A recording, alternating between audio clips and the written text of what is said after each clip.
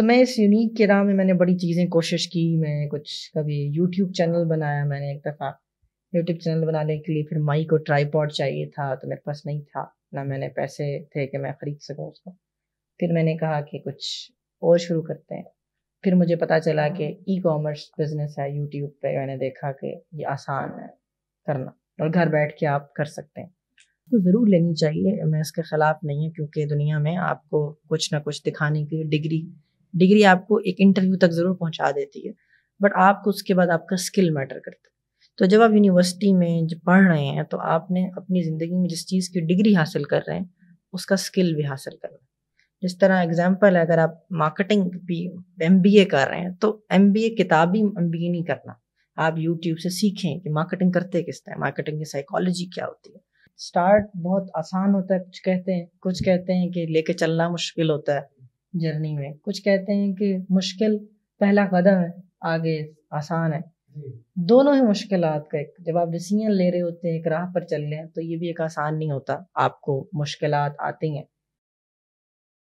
اسے گمان ہے کہ میری اڑان کچھ کم ہے، مجھے یقین ہے کہ یہ آسمان کچھ کم ہے. ناظرین، آپ دیکھ رہے ہیں سین نیوز، اور آج ہم آپ کو شہر ملتان کے ایک ینگ انٹرپرینیور سے ملوانے جا رہے ہیں جنہوں نے چھوٹی سی عمر میں کامیابیوں کی تاریخ رقم کی ہے. اور جب وہ 8ویں جماعت میں تھے تو انہوں نے اپنے بزنس کا آغاز کیا، اور پھر کامیابی کی شاہراہ پر انہوں نے کبھی پیچھے مڑ کے نہیں دیکھا.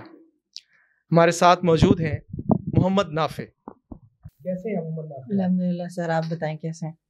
بالکل ٹھیک. محمد نافع، آپ کے والد صاحب ماشاءاللہ ڈاکٹر ہیں، تو یقیناً دوسرے پیرنٹس کی طرح وہ بھی آپ کو ڈاکٹر اور انجینئر بنانا چاہتے ہوں گے، لیکن آپ کی طبیعت کیسے بزنس کی طرف مائل ہوئی؟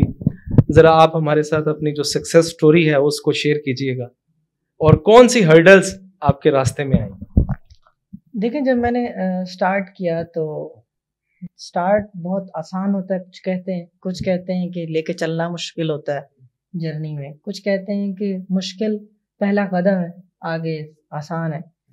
دونوں ہی مشکلات کا ایک، جب آپ ڈیسیژن لے رہے ہوتے ہیں ایک راہ پر چل رہے ہیں تو یہ بھی ایک آسان نہیں ہوتا، آپ کو مشکلات آتی ہیں. اور جب آپ چل پڑتے ہیں تو پھر جیسے آپ نے سوچا ہوتا ہے ویسا بھی نہیں ہوتا، کیونکہ کہتے ہیں نا کہ آپ کا پلان ہوتا ہے، ایک اللہ کا پلان ہوتا ہے وہ ہے جو پھر اللہ کا پلان ہوتا ہے، کیونکہ آپ کا پلان تو پھر زیرو ہو جاتا ہے. میں نے تقریباً 7ویں 8ویں جماعت میں تھا جب میں نے اس ارادہ یہ کیا تھا کہ میں کچھ یونیک یا کچھ الگ کرنا چاہتا ہوں. سب پڑھتے ہیں، میں بھی پڑھ بھی رہا ہوں، بٹ میں چاہتا ہوں کہ میں کچھ الگ کروں تاکہ میں ایک ڈومیننٹ رہوں دنیا میں. اور جیسے کہا جاتا ہے کہ دنیا میں ہزاروں ڈاکٹرز ہیں، بٹ دنیا میں لوگ ڈاکٹر عبدالقدیر خان کو جانتے ہیں کیونکہ اس نے ایک یونیک چیز دنیا میں کر کے گیا. تو میں اس یونیک کے راہ میں نے بڑی چیزیں کوشش کی. میں کچھ کبھی یوٹیوب چینل بنایا میں نے ایک دفعہ. یوٹیوب چینل بنانے کے لیے پھر مائک اور ٹرائی پاڈ چاہیے تھا، تو میرے پاس نہیں تھا، نہ میں نے پیسے تھے کہ میں خرید سکوں اس کو. پھر میں نے کہا کہ کچھ اور شروع کرتے ہیں. پھر مجھے پتہ چلا کہ ای کامرس بزنس ہے یوٹیوب پہ. میں نے دیکھا کہ یہ آسان ہے کرنا اور گھر بیٹھ کے آپ کر سکتے ہیں. تو پھر وہاں سے میں نے جو ہے وہ ای کامرس کی اپنی جرنی کا سٹارٹ کیا. میرے کچھ کزنز وغیرہ جو ہیں وہ رہتے تھے اسلام آباد بیسیکلی، تو مجھ سے منگواتے رہتے تھے سامان، کہ میرے گھر کے پاس جو مارکیٹ تھی اس سے وہ گیجٹس وغیرہ منگواتے رہتے تھے. تو پھر جو ہے وہ میں نے کچھ یہ سوچا، اس ٹائم تو میری اتنی سوچ نہیں تھی کہ ای کامرس کیا ہوتا ہے، بٹ میرے ذہن میں یہ تھا کہ اگر میرے کزنز منگواتے ہیں تو اس کا مطلب یہ ہے کہ اس علاقے میں اور لوگوں کو بھی تو چاہیے ہوگا. تو پھر میں نے ایک فیس بک پہ ایک پیج بنایا، انسٹاگرام پر ایک پیج بنایا، اور اس کے بعد وہاں سے اپنی اس سفر کا آغاز کیا. اور اب الحمدللہ ہمارا آفس ہے، ہماری ٹیم ہے، ہم لوگ پاکستان میں ٹاپ 10 گیجٹ سٹورز میں آتے ہیں، اور یہ سفر ابھی کنٹینیو ہے. اچھا، ماشاءاللہ. اب آپ کی جو ٹاپ 10 جو کمپنیز ہیں اس میں آپ کا نام آتا ہے، گیجٹس میں جو ہے وہ آپ کا نام آتا ہے.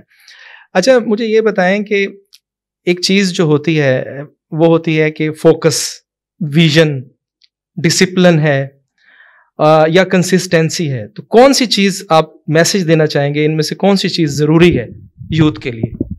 دیکھیں، یہ سب چیزیں بہت جو آپ نے بتائیں یہ سب چیزیں ضروری ہیں، بٹ ویژن اور یہ ساری چیزیں اگر آپ کسی کام میں کنسسٹنٹ ہو جائیں تو یہ ساری چیزیں آ جاتے ہیں خود بخود. جو مین مجھے لگتا ہے وہ یہ چیز ہے کہ آپ کو کنسسٹنٹ رہنا چاہیے. اگر آپ اپنے ایک سفر کا آغاز کیا ہے تو اب آپ اللہ پر یقین رکھیں اور اس سفر کو شروع کر دیں. ایسا نہیں ہے کہ اگر آپ نے ایک کام کیا, کل آپ نے یوٹیوب پہ ویڈیو دیکھی گرافک ڈیزائنر بن جاؤ تو اس میں بہت پیسے ہیں, پھر آپ جائیں گے دیکھیں گے کہ بھائی ڈیجیٹل مارکیٹر بن جاؤ اس میں بہت پیسے ہیں, آپ پھر آ جائیں گے ای کامرس کر لو اس میں بہت پیسے. تو اگر آپ جج کریں گے پیسوں سے تو ناکام ہے آپ نے اپنی ایک شروع کر لی جرنی. گرافک ڈیزائنر ایسے بھی ملتے ہیں جو 10,000 روپے لیتے ہیں اور ایسے بھی ملتے ہیں جو ان کے پاس ٹائم ہی نہیں ہے. آپ انہیں کہو یار ₹1,00,000 لے لو اور ایک لوگو بنا دو, وہ کہیں گے یار 2 مہینے کا ٹائم چاہیے.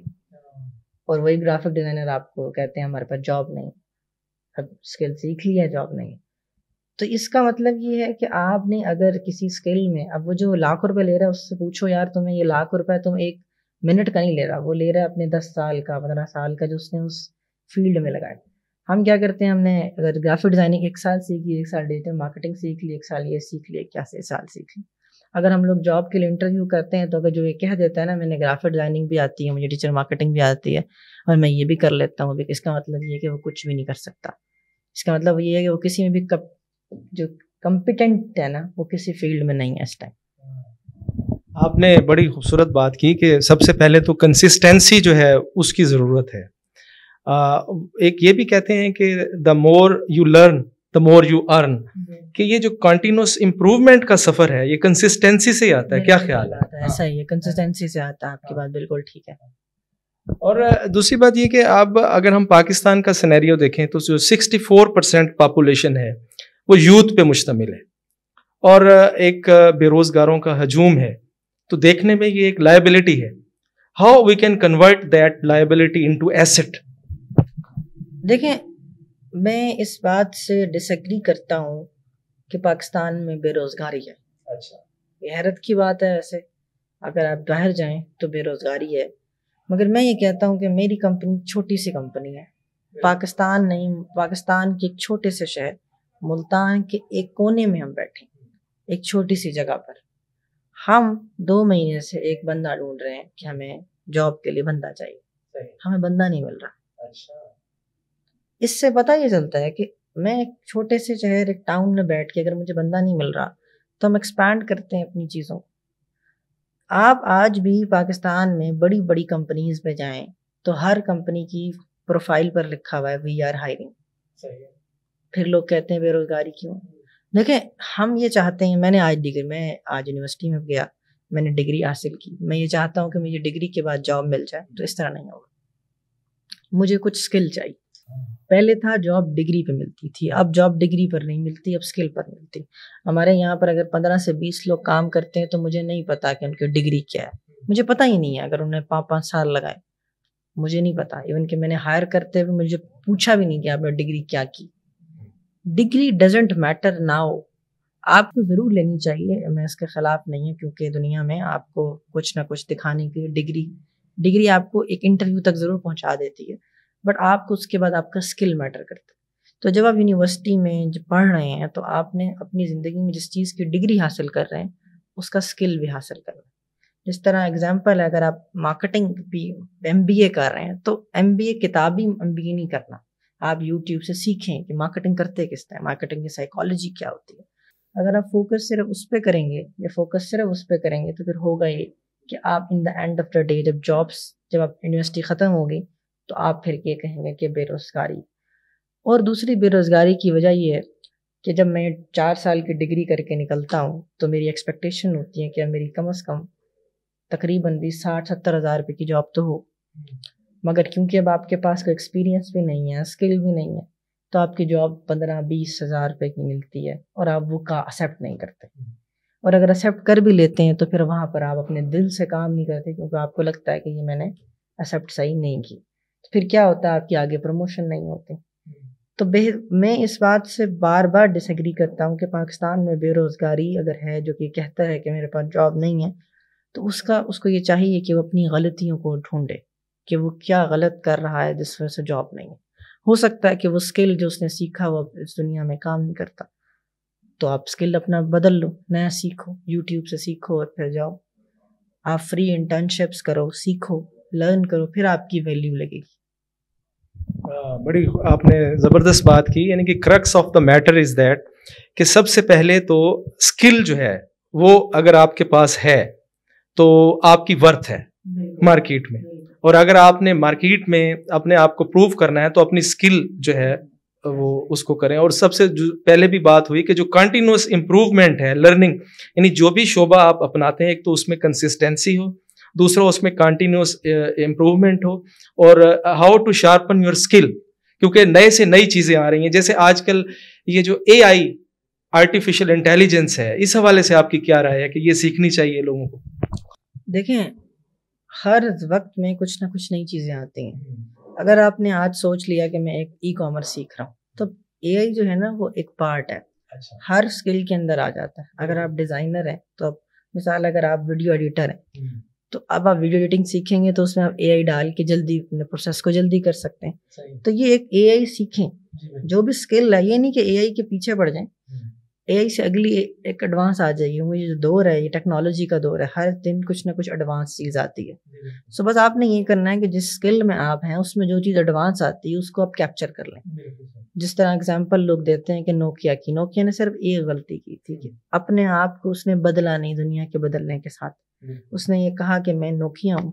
آج دنیا میں نوکیا کو شاید نیکسٹ جنریشن جانتی بھی نہیں، ایون کہ وہ دنیا میں جس کے بعد نوکیا سیٹ ہوتا تھا ایک ٹائم پر، وہ ایک لگژریس برانڈ تھا. آج لوگ جانتے ہی نہیں ہیں نوکیا کو. اور آئی فون کہاں تھا، کتنے سالوں میں اس نے کر لیا. اگر آئی فون اپنے آپ کو اپڈیٹ نہیں کرے گا تو کچھ سالوں بعد آئی فون زیرو ہو جائے گا. تو آپ کو وقت کے ساتھ ساتھ جو وقت دنیا آپ کو ڈیمانڈ کر رہی ہوتی ہے، آپ کو اس کے لحاظ سے بدلنا پڑتا ہے. اگر آپ نہیں بدلتے تو آپ وہیں کے وہیں رہ جاتے ہیں، دنیا آگے چلی جاتی ہے. دنیا آپ کے لیے نہیں رکتی. محمد نافع، آپ نے بڑی زبردست بات کی ہے. جیسے کسی نے کہا تھا کہ only one thing is constant in this world, that is change. ایک ثبات ہے تغیر کو زمانے میں یہاں. تو اگر آپ دیکھیں، جیسے آپ نے کمپنی کی مثال دی کہ اگر اس نے نہیں بدلا تو وہ پیچھے رہ گئی، اسی طرح ہی انسان ہے، اگر وہ اپنے آپ کو نہیں بدلے گا اور جو نئی زمانے کی ریکوائرمنٹس ہیں اس کو اڈاپٹ نہیں کرے گا تو وہ بھی پیچھے رہ جائے گا. کیا خیال ہے؟ بالکل ایگزیکٹلی ایسا ہی کہہ رہے ہیں آپ. محمد نافع، آپ سے آج ہماری بڑی زبردست ملاقات رہی، اور آپ نے ہمیں جو میسج دیا، جو یوتھ کے لیے جو میسج دیا، اور میرا خیال ہے کہ اس کے لیے ہمیں اپنے یوتھ کو تیار بھی کرنا چاہیے. لازمی بات ہے، جو بہت سارے انسٹیٹیوشنس ہیں ان کو ان کی سکلز کو جو ہے واقعی امپروو کرنا چاہیے اور اس کو پریکٹیکل اسپیکٹ میں لانا چاہیے اگر ہم اپنے ملک کو آگے لے کے جانا چاہتے ہیں. بہت شکریہ. انشاءاللہ اگلی بار بھی آپ سے ملاقات رہے گی. So nice of you. اللہ حافظ. ناظرین، آج ہم نے سین نیوز کے پلیٹ فارم سے آپ کے ینگ انٹرپرینیور محمد نافع سے ملاقات کروائی، اور انہوں نے جو یہ خوبصورت میسج دیا کہ اگر آپ اس کامیابی کی شاہراہ پر آگے سفر کرنا چاہتے ہیں تو آپ اپنی سکلز کو امپروو کریں، اور جتنی تیزی سے چینجز آ رہی ہیں اس کو اڈاپٹ کریں، تبھی آپ کامیابی حاصل کر سکتے ہیں. بہت شکریہ. سین نیوز کے پلیٹ فارم سے طارق فاروق اجازت چاہیں گے. Thank you.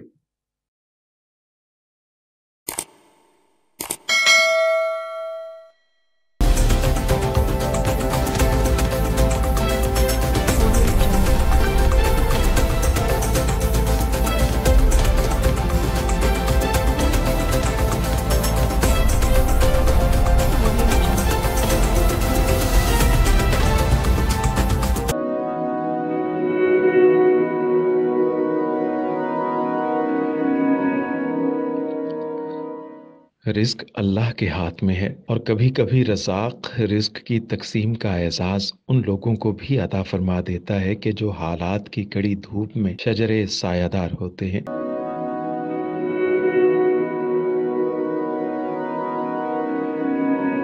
ملتان میں سلطان فاؤنڈیشن کی جانب سے مختلف مقامات پر سینکڑوں افراد کے لیے سلطان دسترخوان سجایا جاتا ہے.